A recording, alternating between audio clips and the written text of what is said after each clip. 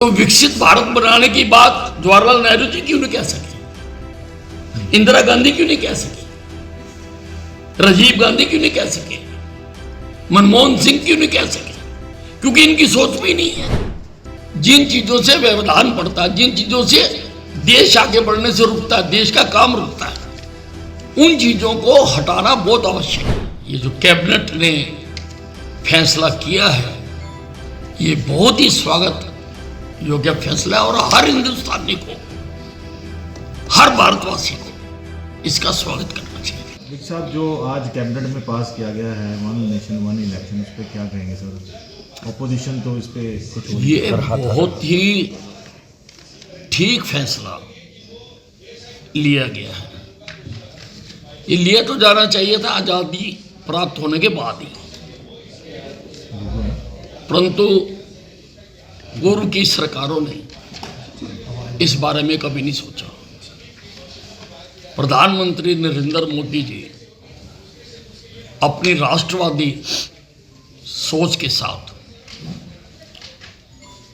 कई उन्होंने चीजें नहीं की हैं। अब ये जो चुनाव है, वन नेशन वन चुनाव, वन इलेक्शन, सारा साल ही इलेक्शन होते रहते हैं। आप अंदाजा लगाइए, पहले लोकसभा का हुआ, फिर हरियाणा का हुआ, फिर महाराष्ट्र का हुआ, अब दिल्ली का हो रहा है। देश कुछ और सोच ही नहीं पाता और काम भी प्रभावित होता है। कोड ऑफ कंडक्ट लगता है, कई कई महीने कोड ऑफ कंडक्ट लगा रहता है और सारे काम रुकते हैं। अब नरेंद्र मोदी जी देश को विकसित भारत की ओर लेके जाना चाहते हैं, तो तेजी से आगे बढ़े। जिन चीजों से व्यवधान पड़ता है, जिन चीजों से देश आगे बढ़ने से रुकता है, देश का काम रुकता है, उन चीजों को हटाना बहुत आवश्यक है। इसलिए आज ये जो कैबिनेट ने फैसला किया है, ये बहुत ही स्वागत योग्य फैसला है और हर हिंदुस्तानी को, हर भारतवासी को इसका स्वागत करना चाहिए। आम आदमी पार्टी और बाकी जो पार्टियां हैं वो उसका विरोध कर रही हैं कांग्रेस की, कि भी एक ही परिवार को देना चाहते हैं देश को, इस तरह की बातें करते हैं। बात ये है, मैंने पहले कहा, ये जो पार्टियां हैं इन्होंने देश से कुछ नहीं लेना जी।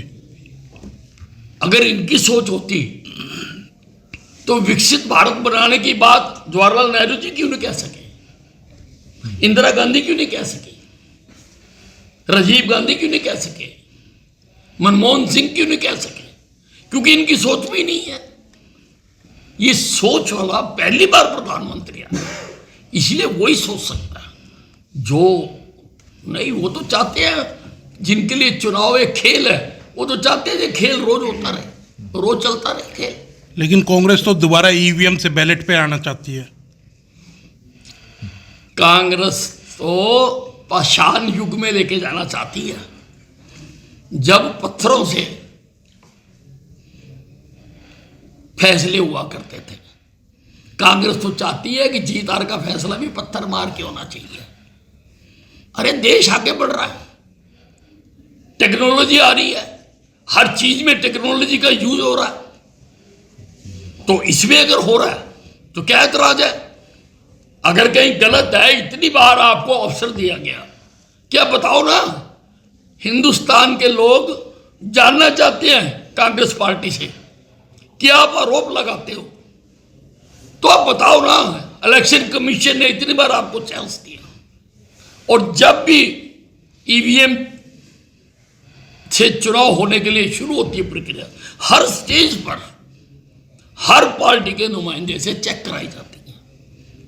तो आपके नुमाइंदे इसका सारे बुद्धू हैं? आप तो ये मान रहे हो? हर स्टेज पर ईवीएम चेक करवाई जाती है, वोट डालने से पहले भी चेक करवाई जाती है। और आप कभी भी कोई देश के सामने ऐसा उदाहरण पेश नहीं कर सके कि मशीन है कोई। सर, ये किसान जो हैं वो फिर 14 को आगे बढ़ेंगे अम्बाला की तरफ। दूसरी तरफ डल्लेवाल जी हैं, वो मनोवर्त पे बैठे हुए, उनकी हालत बड़ी खराब है। वो कह रहे हैं कि गुहार लगा रहे हैं कि सरकार बातचीत करे और हमारा हल करे। सरकार लगातार बातचीत करती है इनसे, सरकार के मंत्रियों ने भी आके बातचीत करी है और सुप्रीम कोर्ट ने भी सहमति बनाई हुई है, वो सहमति भी इनसे बात कर रही है। अब बात जब सिरे चढ़ेगी चढ़ेगी, अब क्यों नहीं चढ़ रही, क्या कारण है, अब ये तो हमें पता नहीं। लेकिन समिति जब बुलाती है किसानों को तो वो जाते नहीं है किसान नेता। उन्होंने रिपोर्ट भी दी है सुप्रीम कोर्ट में समिति ने। नहीं तो फिर इनको ये कहना भी ठीक नहीं है। जब सुप्रीम कोर्ट कर रहा, सुप्रीम कोर्ट सबसे बड़ी इंडिपेंडेंट अथॉरिटी है, जब वो आपकी बात सुनना चाहती है और आप नहीं सुनाना चाहते, तो फिर तो लगता तो यही है लोगों को कि कोई ना कोई पीछे राजनीतिक खेल है।